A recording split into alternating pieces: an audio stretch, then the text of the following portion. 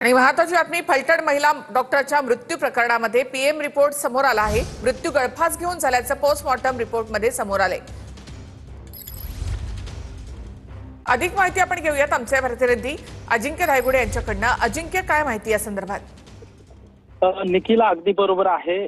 फलटण मधील उपजिल्हा रुग्णालयातील महिला डॉक्टरचा मृत्यू नेमका कसा झाला किंवा नक्की गळफास झाले, त्या हत्या आहे की आत्महत्या आहे, अशा प्रकारचे प्रश्न निर्माण झाले होते। आणि या प्रश्नांना उत्तर हे असं होतं की त्या महिलेचा पोस्टमॉर्टम रिपोर्ट तातडीने पोलिसांनी मागवलेला होता आणि तो रिपोर्ट जो आहे तो आता पोलिसांना प्राप्त झालेला आहे। आणि या रिपोर्टमध्ये मेन्शन केलेलं आहे की मृत महिलेचा जो मृत्यू आहे तो गळफास घेतल्याने मृत्यू झालेला आहे।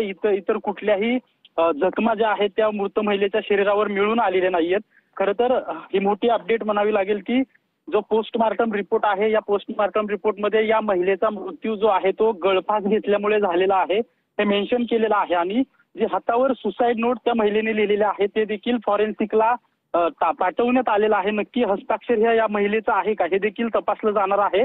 त्याचे रिपोर्ट अजून पोलिसांना मिळालेले नाहीयेत। मात्र आज एका आरोपीला कोर्टात हजर करण्यापूर्वी कोर्टाला देखील हे रिपोर्ट दाखवावे लागणार आहेत। नेमकं मृत्यू कोणत्या कारणाने झालेला आहे हे आता समोर आलेलं आहे आणि कोर्टात देखील ही कागदपत्र सादर करणार असल्याचं पोलिसांकडून सांगितलं जात आहे। आणि या महिलेचा मृत्यू जो आहे तो गळफास घेतल्यामुळे झाल्याचं पीएम रिपोर्टमध्ये तरी आता समोर येत आहे। निखिला, धन्यवाद अजिंक्य, एकूणच माहितीबद्दल। आत्महत्येपूर्वी मृत महिला डॉक्टरचा बदनेसोबत कॉल झाल्याचं उघड झालेलं आहे।